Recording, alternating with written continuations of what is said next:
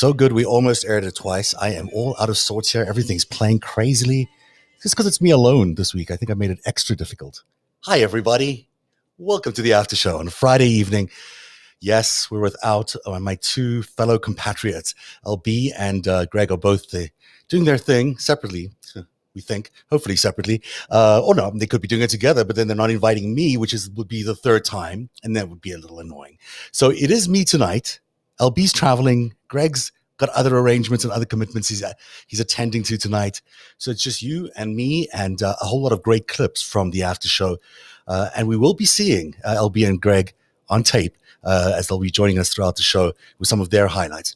In the meantime, what I would love is, because I've got time to hang out with you, is if you could tell me in 6 words or less on the chats in either YouTube or on Twitter, in 6 words or less, why you like the after show.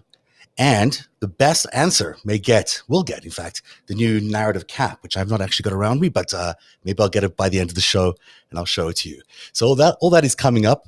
I gather there's not that much news. We have no, why is the MSNBC calling no news breaking news? Because they're saying the Build Back Better plan is on hold. Well, that's been the news for the last few weeks. So there's no breaking news. You're good to stay here. We're going to have a little fun, play around a little bit. And, the first person we should check out is Greg, because, Greg is the star of the show and he'll be the first to tell you that. So Greg's away, but he wouldn't have it any other way that he wouldn't appear on the show. Greg, what do you have in mind in terms of what's best in the annals of the famed after show on narrative? Undisclosed location. Oh. I said live, but it's not live. I'm live here, but by the time you're watching this, it will no longer be live. I don't remember when the last time, or rather the first time it was that I did narrative. It's been going on for long enough that it merits us having a greatest hits episode. I shudder to think what Zeb will decide to include in his greatest hits episode. Hopefully it won't embarrass me too badly. I don't think that it will. Meantime, I'd like to thank all you guys for watching. I want to thank Zeb for having me on the show. I want to thank LB for being here with me most of the time. What you're going to see, as I understand it, is something that we said about Kavanaugh.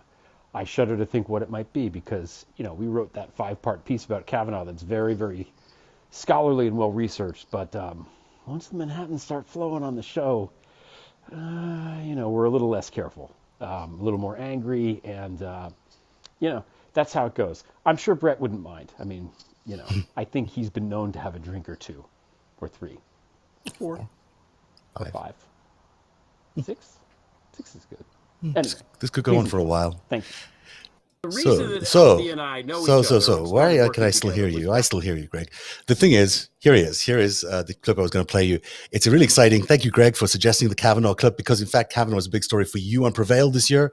It's also a big story for us on the after show because we got to talk to you on a regular basis as you took this sort of nothing thing and made it into a real story that landed up with Sheldon Whitehouse on your show.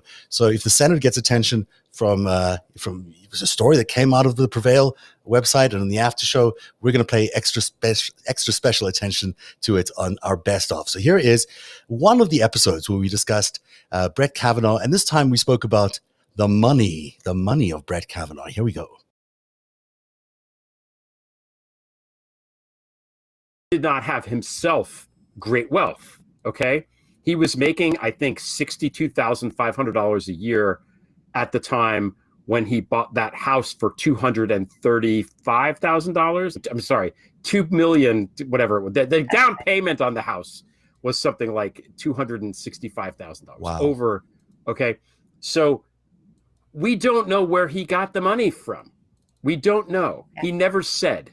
He was asked, and he never said specifically. Now, his father, Everett Edward Kavanaugh, I believe goes by Ed, was a fancy, high-powered corporate attorney. He was a lobbyist for the perfumes trade, and the cosmetics. Yeah. Which that doesn't have any tie-in at all, LB, to any of this other stuff. Not at all does that have any tie-in to the world beneath. I mean, at this point, every big business person from back then, any single person involved in that legal world would back then had some tie-in, it seems to me. There's not a single person who came back from that era that is clean. That may well be true. No, Zev, I'm going to push back on that.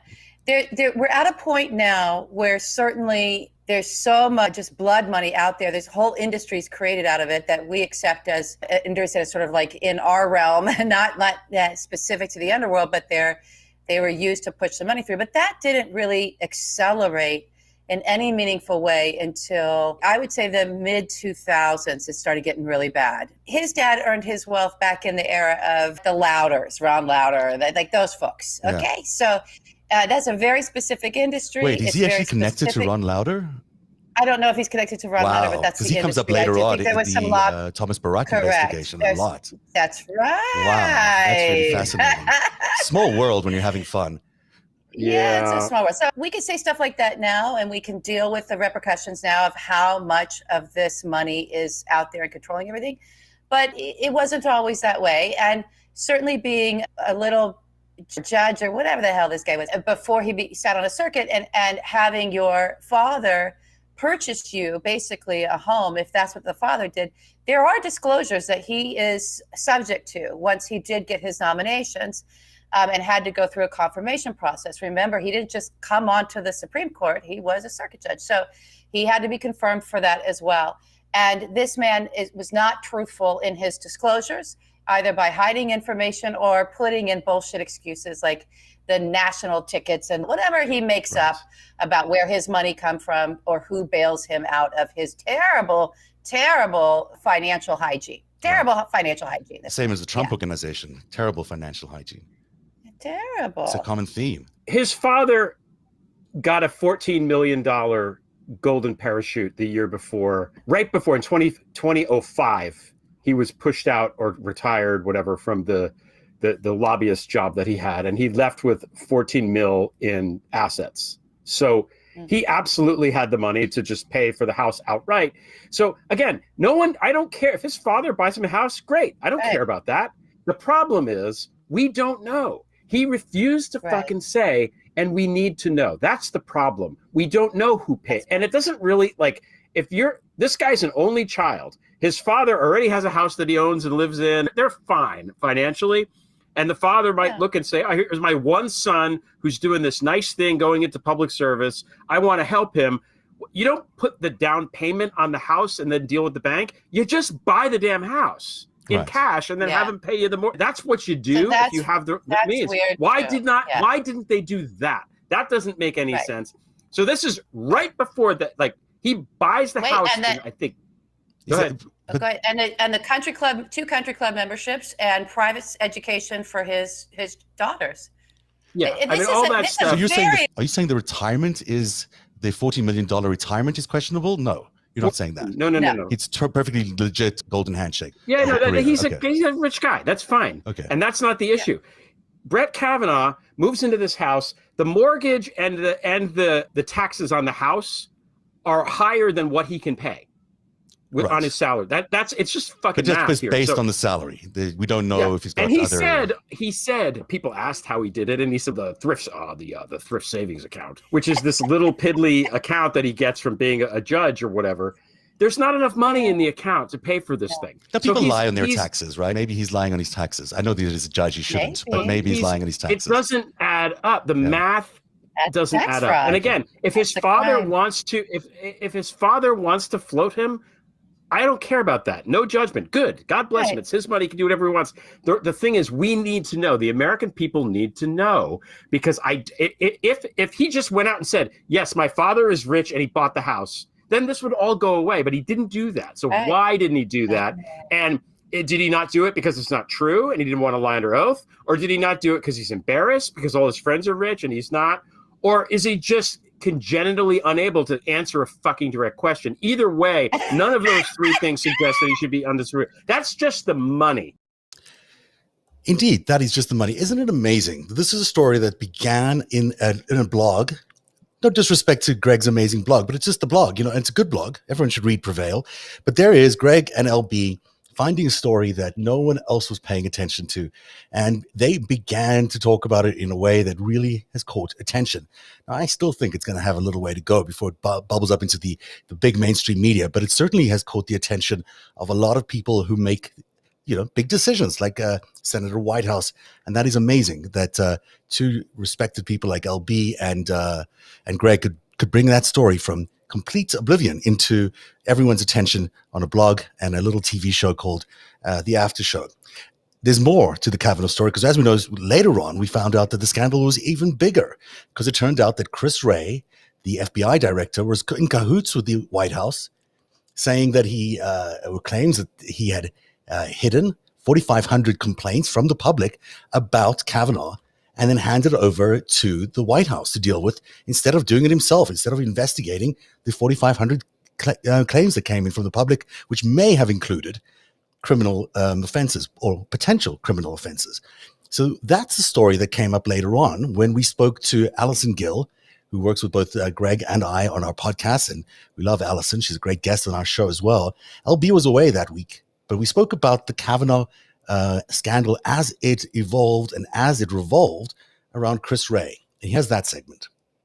Chris Wray, because Greg, this has been a particularly big story for you, and you've been talking about it and writing about it and successfully getting attention on this topic. And then more information came out about Chris Wray this week. So why don't you pick it up and then we'll go from there. Well, I mean, the main thing is everybody knows now the FBI investigation at the time. The deal is that back in 2018, the FBI was sort of pressured or Trump was browbeaten into doing this investigation, which whatever it was, it lasted a day or something after everybody begged Jeff Flake in the elevator to do it, which there are moments throughout the last 5 years that feel like absurdist theater and that we're watching some sort of idiocracy on another beam of existence. And that was one of the moments like that's what it took for the FBI to investigate this guy that's one of 9 people that's going to sit on the Supreme Court for the rest of his miserable life and has all these credible allegations, right? But the FBI said they were going to do their thing. They got 4,500 tips, people calling in. We don't know what the tips were. Wray collected them, did nothing with them, gave them to, I guess, Don McGahn or somebody at the White House, and then that was it. And has been, as I understand it, completely stonewalling any attempt to get any more information that anybody in Congress has tried to get out of him for 2.5 years ago. Mm-hmm. Am I doing the math right? About 2 years ago, yeah, a bit longer. Yeah, so now this is coming out about his cover-up of, maybe you don't want to call it that, you can call it something else. Certainly, it's a choice not to pursue this. Yeah. So, look, it's 4,500. Firstly, the FBI doesn't do this. The FBI doesn't normally do tip lines. But if you're going to ask the public to report things to the FBI, the public has the perception that they are reporting crimes to the FBI, that someone might be able to take care of those crimes once they've reported them. So this first time ever they decided to do a tip line, I don't know why, but there it was. They decided to do it. 4,500 people submit information. It's a lot of evidence, presumably, for some things. Some of it might not be criminal. Some of it might be.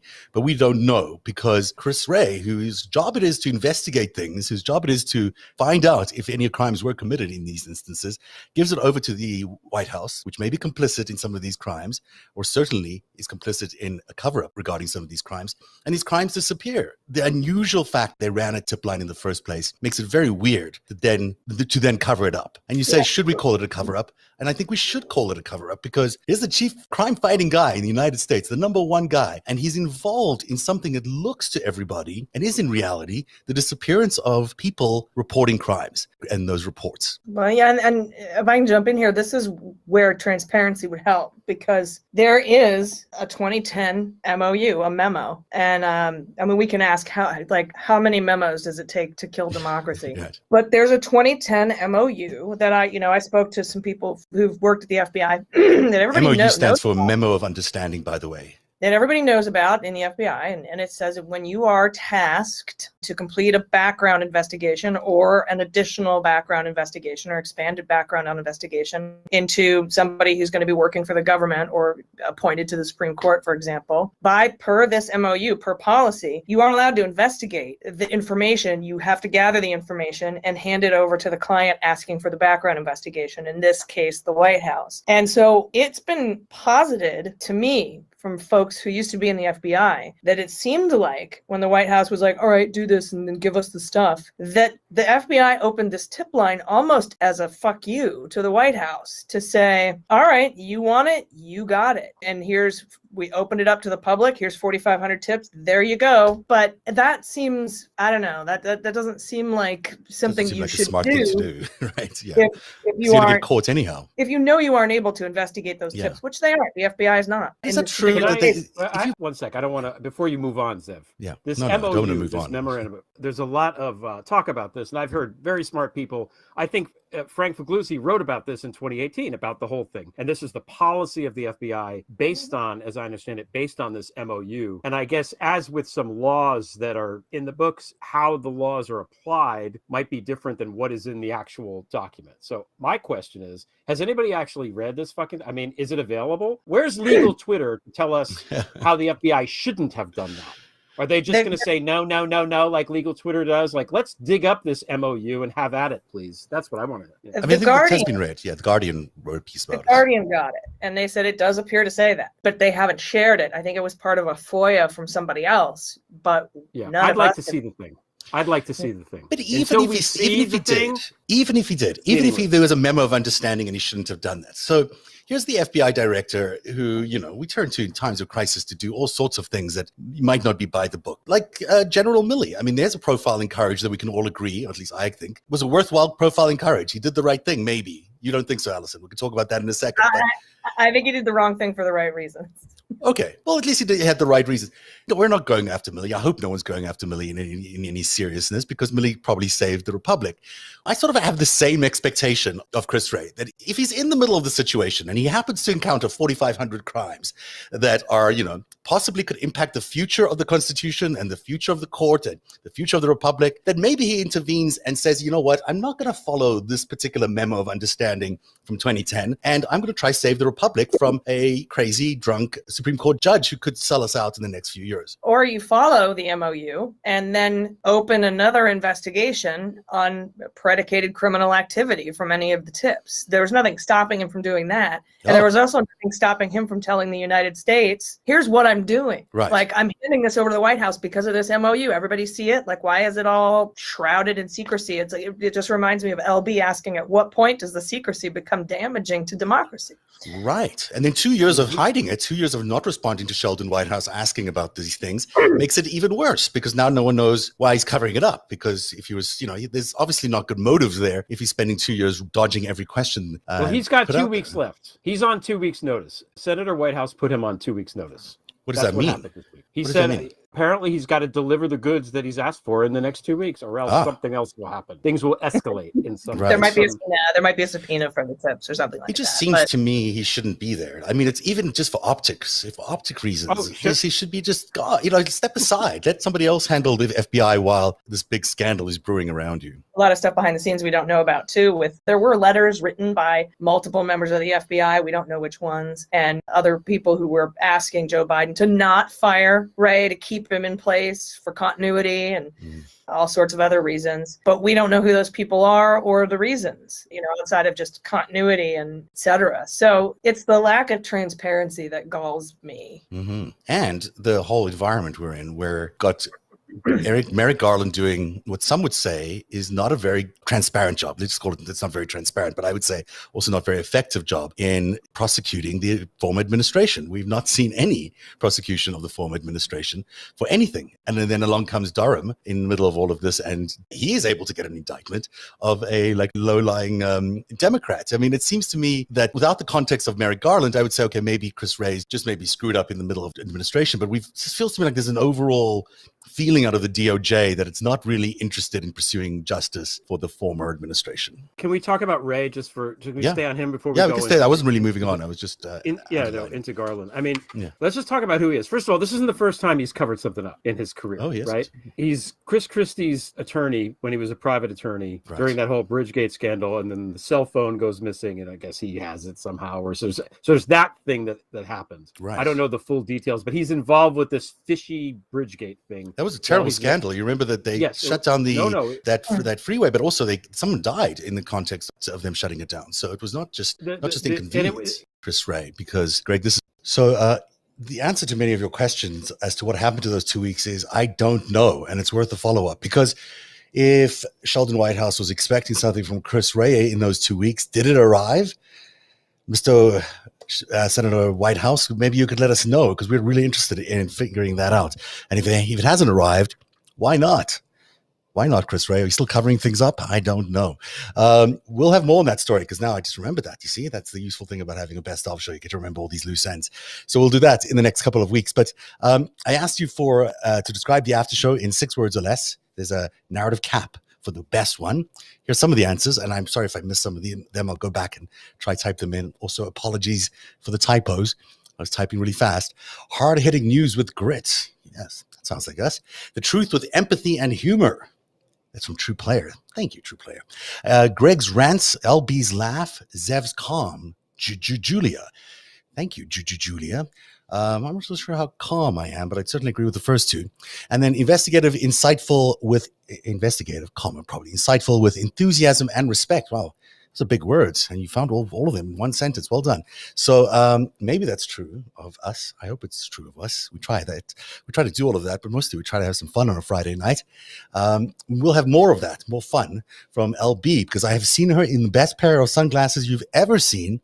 And she'll be up next after this break. Hi, friends. Thank you for supporting Narrative. Today's show is brought to you by Policy Genius. Now, there is no better time to apply for life insurance than right now. And it's not just the temperatures falling. Life insurance rates can go up with each year you delay buying. With Policy Genius, you can compare quotes from over a dozen top insurers all in one place. You can save 50% or more on life insurance, or $1,300 a year or more on life insurance, by using Policy Genius to compare those policies. Policy Genius licensed experts work for you, not insurance companies, so you can trust them to guide you through every step of the insurance buying process. Thousands of 5-star reviews on Trustpilot and Google attest to Policy Genius's excellent service. You can get covered in as little as a week thanks to their award-winning policies that don't require you to do a medical exam. Instead, they do a phone call. This exclusive policy was recently rated #1 by Forbes, higher than options from Ladder, Ethos, and Bestow. Just head to policygenius.com and in minutes work out how much life insurance coverage you need and compare personalized quotes to find your best price. Policy Genius will handle the paperwork and the scheduling all for free. They never sell your information to other companies or add on extra fees. You can head to policygenius.com to get started right now. Policy Genius. When it comes to insurance, it's nice to get it right. And my sincere thanks to all our sponsors this year. It's impossible to do the show to afford it just on what we get from our patrons. And we're very, very thankful to all our patrons, although we do need more of you. We'll get to that a little later on. But I do want to say thanks to the sponsors, because it is a little expensive. Living, of course, is expensive, but doing the show full time is also expensive. And it requires a lot of technology, equipment, you got to pay for things all the time, as one does in any business. So we're really thankful to all our supporters, and we hope that you spend time with our sponsors. So if you want to check out life insurance, go to Policy Genius, use their comparison service. I hear it's really, really good. I wouldn't put it on the show otherwise. And the same with all our other sponsors. Please check them out, support them. It means a lot. Every time you support them, means they support us even more. Now, I did say I saw LB with an amazing pair of sunglasses, and I mean it. They are probably the best pair of sunglasses in the world. LB, where are you today? Hey guys, sorry I'm not on Narrative.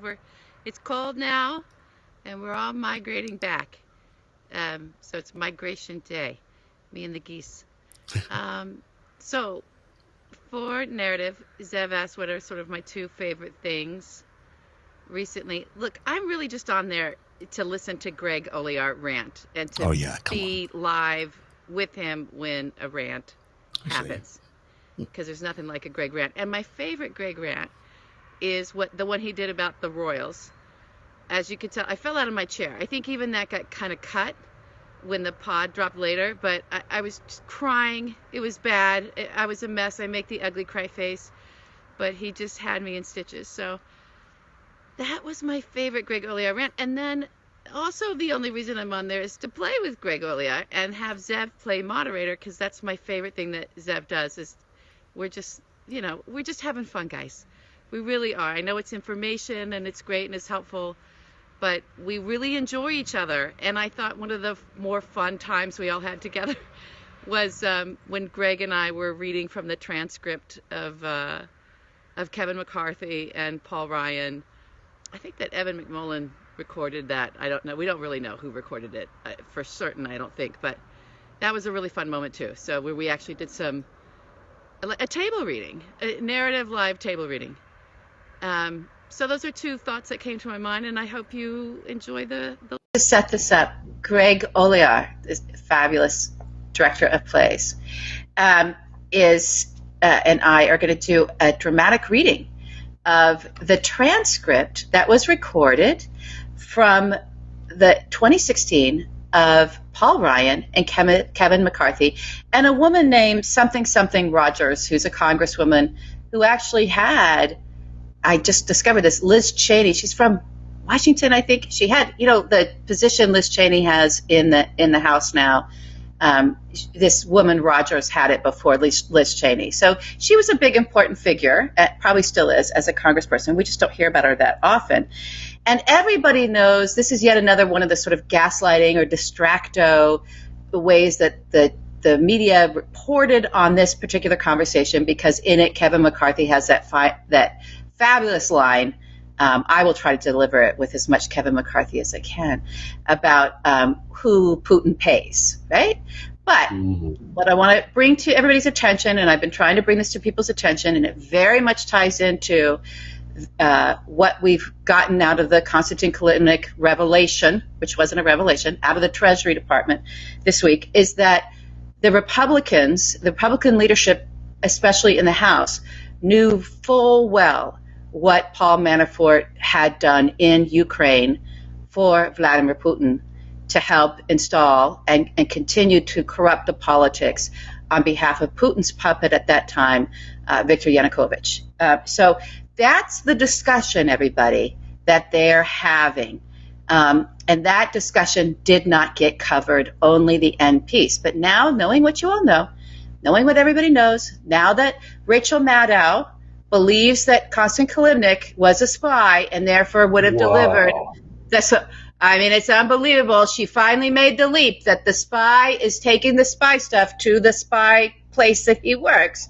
I think it's important for everyone to hear this conversation and really take in and understand what the Republicans knew and when they knew it, which is everything. Okay, so I'm going to be everybody but Paul Ryan. And Mr. Olear is going to be Paul. And I'm going to be Paul Ryan, so I have my prop here. Okay. Okay. Unidentified individual. Kevin had the Ukrainian Prime Minister this morning. Oh, so he did. I just left him in the healthcare. Okay. This guy's a good guy. This guy's a pretty good guy. Okay, now I'm Rogers. Oh, I forgot to do my thing. Sorry, everybody. She has short hair. Here. Okay. Is this the guy who's been there a while? No, he's new. He was the speaker of the... Their other prime minister got kicked out, right? Right. This guy's like the anti-corruption guy. This guy's there because he's the anti-corruption guy. He was the speaker... Oh, okay. And he's the one who was working on the amendments to the Constitution, independent judiciary. Okay. They got that in now. He's passing all these anti-corruption laws. How are things going in Ukraine? How are things going in Ukraine? Well, the Russians are bombing them 30, 40 shells a day, and the people, Crimea is gone, and they're trying to clean up the government to show that they want to be Western. So they're trying to prove to the Western world that they want to be Western or Westernizing so they can get support to get their country back. Everybody talks a good game on what they're doing, but he's passed all these anti-corruption laws. The question is, are they, executing? I think by the summer they'll have it all done. Did he talk about their economy? Yeah, this is about getting actual growth and not graft growth. So, no, it's not good, but...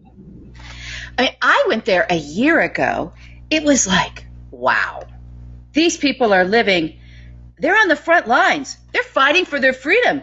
It's their independence.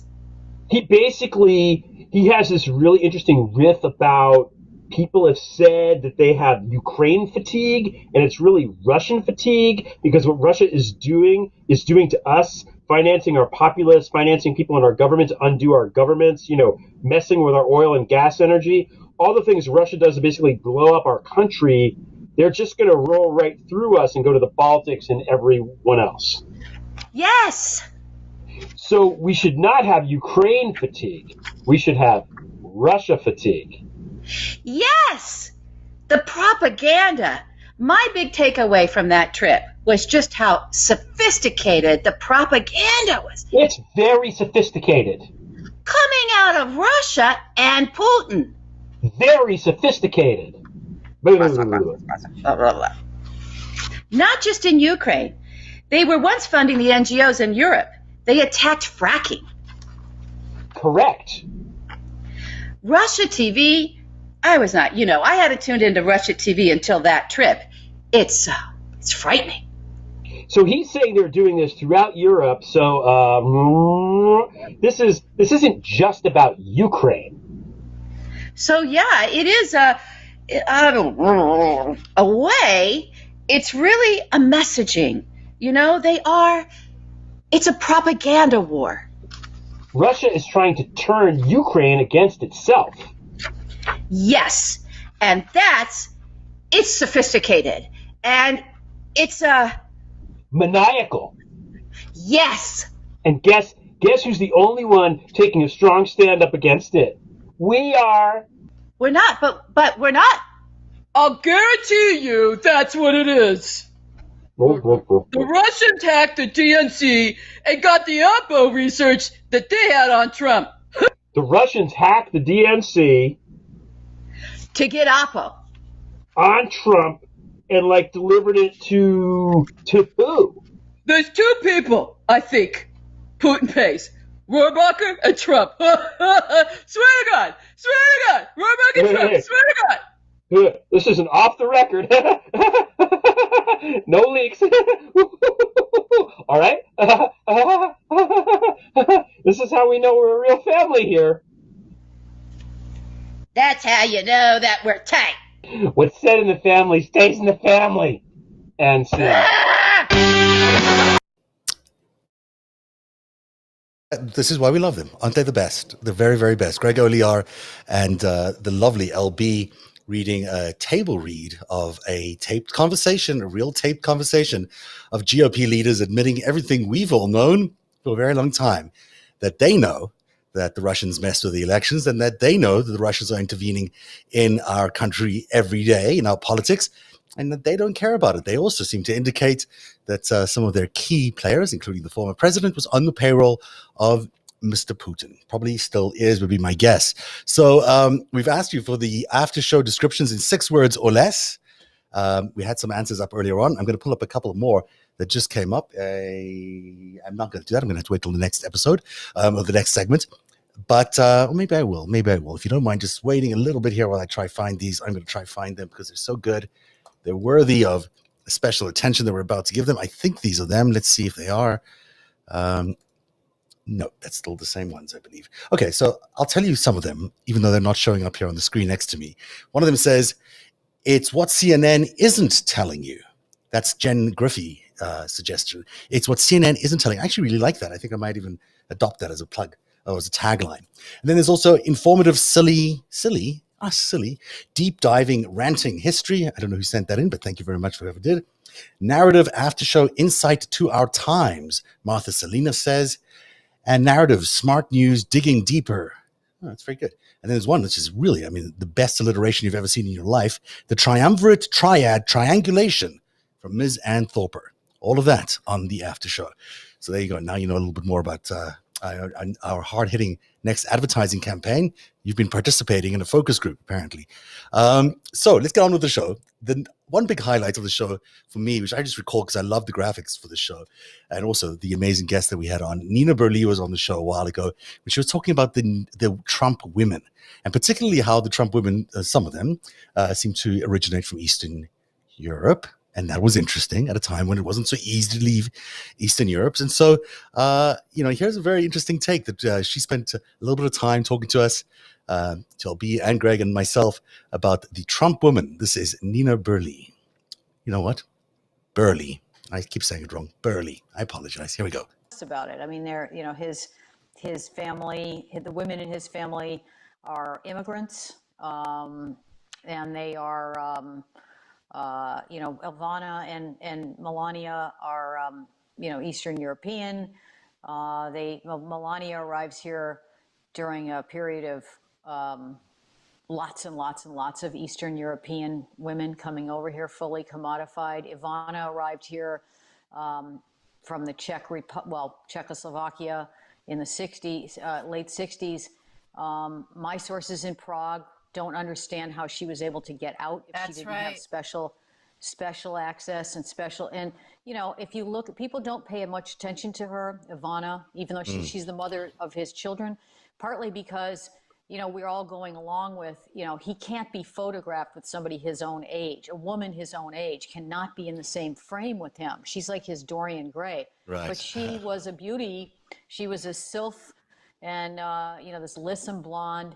And she comes over here and she lands this Queens boy who's on the up in Manhattan. And she habituated him to the Slavic world. He would have never gone to Russia in '87 had he not been with this collectivist educated Russian-speaking woman. So, maybe future historians will pick it apart. The files on her, the secret police files on her in Czech Republic have mysteriously disappeared from wherever they were supposed to be. But then there's also the mother. There's lots of Marys and Mary Anns in this in the world of the Trump. So if you see a lot of that name floating around, you know why. But also an immigrant from Scotland, and I think to everyone's surprise, at least my surprise, she was not wealthy at all. She was just a relatively poor immigrant. No, she was the 10th child of a fisherman's family, and she came from the Isle of Lewis, which is closer to Iceland than London. Donald likes to say that his mother was on holiday when she came here. Nothing could be further from the truth. In those years, in the 20s, the great families of New York liked to have household help from the British Isles. And her older sisters had already come over here and were working with, and in fact married to the butlers and from the UK, or the British butlers and Scottish maids and cooks and chefs. And Marianne MacLeod was her name, arrives here at the age of 17, probably has an 8th grade education, and her first residence was in the Carnegie household. Andrew Carnegie's widow, the wealthiest family in the country, one of the wealthiest families in the country. And she was part of a retinue of 20 servants, butlers, maids, even footmen. She even had footmen, Louise Carnegie. And so his mother had this, I think, obsession. I mean, he's written about it. She was obsessed with the royals, and she was exposed at a pretty impressionable age to this, the closest thing that America had to royalty inside the house, polishing the banister in this mansion. And she passed down whole to Donald his taste for gilt and luxe and the gilded tea and the coat of arms, the fake coat of arms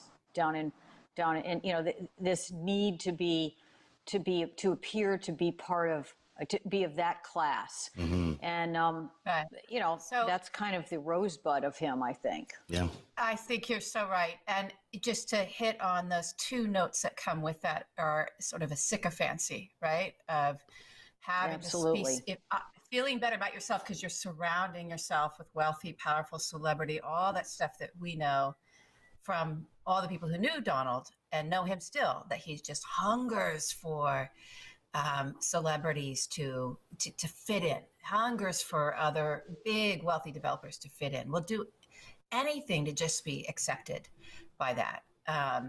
have that be the reflection for him. So and yet he's come to power as a populist leader and a guy who's going to drain the swamp. And he has contempt for them. Everybody that's around him knows he has. Look at what we just learned out of the Olivia, right? He said that I don't have to shake the hands of those disgusting people with the COVID. So since COVID's out there, so in the greatest irony of the world, he is one of those disgusting people. So now he is. He came. Well, contempt. They're climbers. They're social climbers. The Trumps. Contempt for your public is a for the people really is a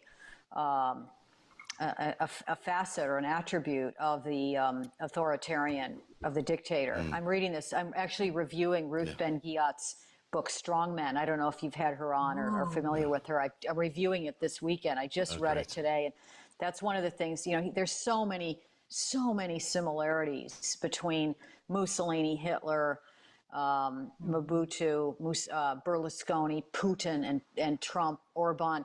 I mean, there are so many similarities. It's a playbook almost, and one of the aspects is a loathing for your people, and that's why he could go out tear gassing, in Washington, peaceful protesters just for a photo op.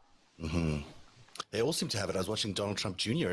at an indoor event yesterday. I was like, how do you hosting an indoor rally 2 days after your father just came out of hospital for coronavirus, and you've got 100 people in an indoor room. It wasn't that busy, but it was busy enough. And there's certainly no masks or social distancing. It blows me away, the lack of respect they have, and this continued farce that they'll put on until God knows what, until they'll just keep doing it, and they'll pretend that nothing's going on. They'll just pretend nothing is going on, and that he's healthy, and he's clearly not. It blows me away. So after that came Ivana, right? That would be the next woman in life who shaped his thinking. Now, she's really interesting to me. Because Albie actually told me once that I didn't know this much about Ivana until you told me that she really was the big reason his casinos sort of blew up and did so well in their terms. They made a lot of money out of the casinos because she ran the casinos. She was good at it. Yeah, she was the only one that was good at it. She was actually a good business person.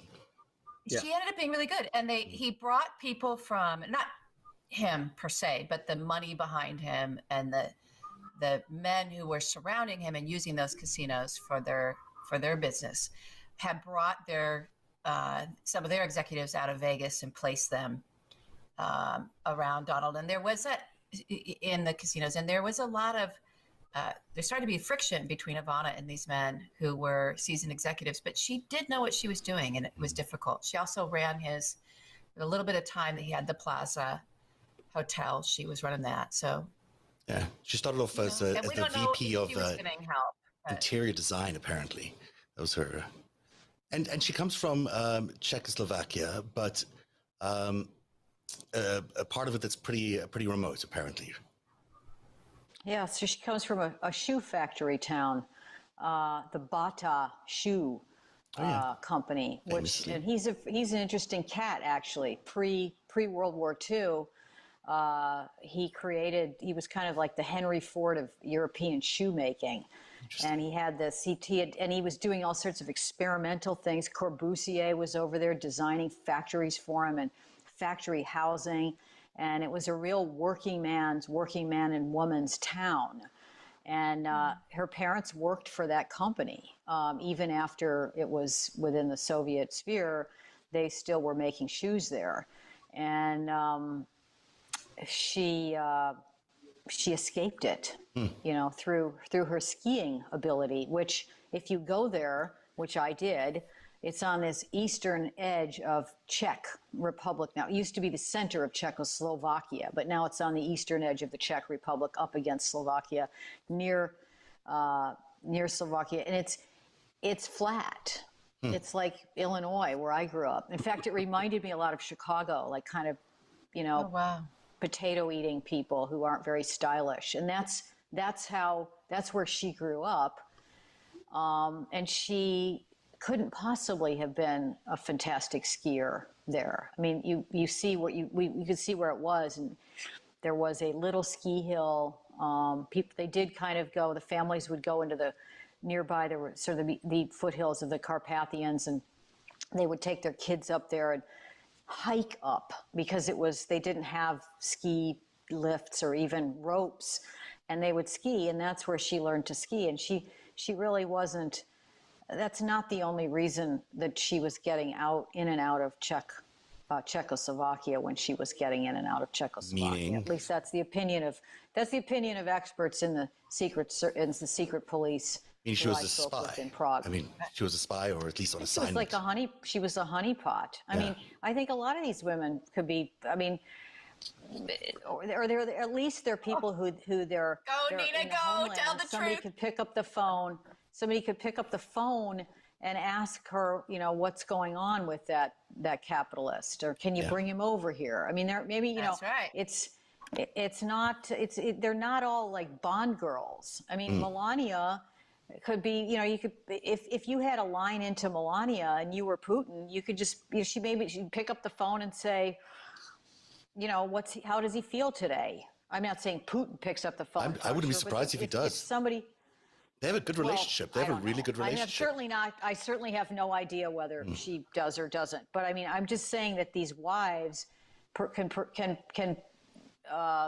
perform work, or they perform a role. Ruffin's wife, right? That nice, that super hot Miss Ukraine. I mean, what are you doing with an 87-year-old troll?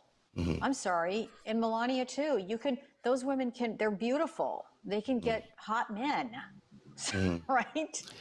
It's one of the reasons I wanted to do the show, because I think, people like to think of Trump as being, sort of moving into this role. Maybe he was volunteering for it. Maybe he sort of stepped into it because he really wanted it. And I'm not excusing anything, because I do think he was a willing participant. But I also think these women were surrounding him at different times of his life, or sent to him at different times of his life. I don't know which is the truth, but they're not just what they claim to be, which is just models or whatever. There may be honeypots and there may be honey traps, but he's a willing participant in those honey traps. But it's easy to gloss over them. It's easy to say that the women didn't, they're not guilty. Yeah, but they're not decorations. They're actively involved. They're not decorations. In grooming a traitor. They're handling him. I'll say it. They're handling him. Exactly.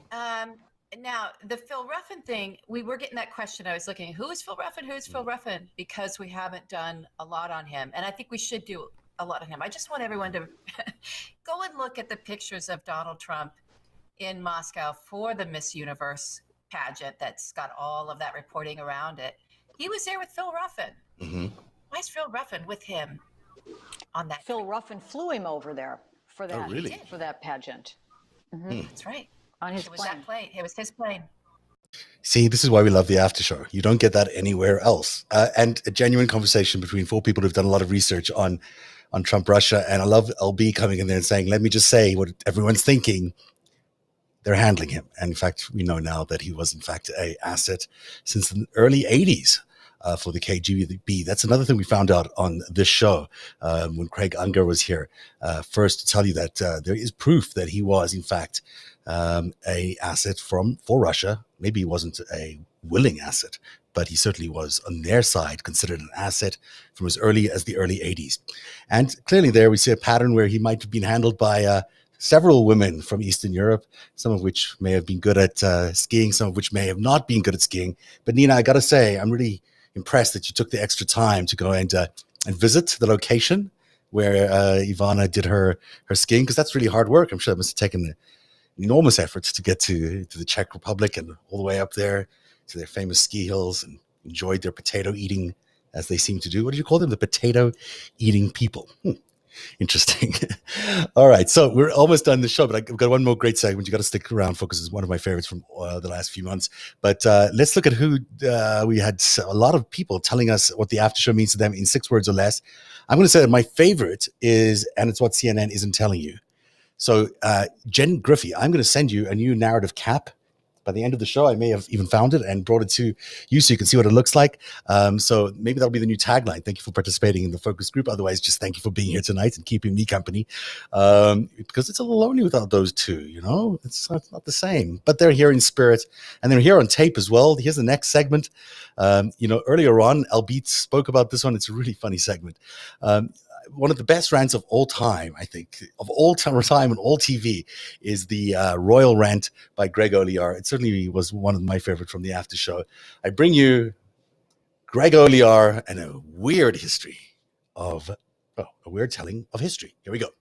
As an American and as a creative person and as an individualist type person, the whole idea that somebody's born to be some kind of ruling over us is such fucking bullshit. I hate it. It is anathema to everything that I feel in my bones, and yet it is ingrained in all the literature, going back to literally the dawn of literature, because the first thing that people wrote down was, this is the son of Tralala, who was the son of the Ga, who's the king of the assholes.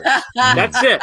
Person begat that person, begat this jerk, with 6 oxen, and it's just bullshit. And you look at these monarchies, man, yeah, they have money, but they're inbred as fuck. They are inbred.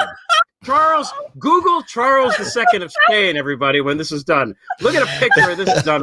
Of a possible, I think it was, 64, if I'm doing the math right? He should have 64 different individuals in his, genetic forebearers, and of a possible 64 spots, there was 20 people. So he had webbed feet. He was such a fucking mess, this guy. That ended the Habsburg rule in Spain.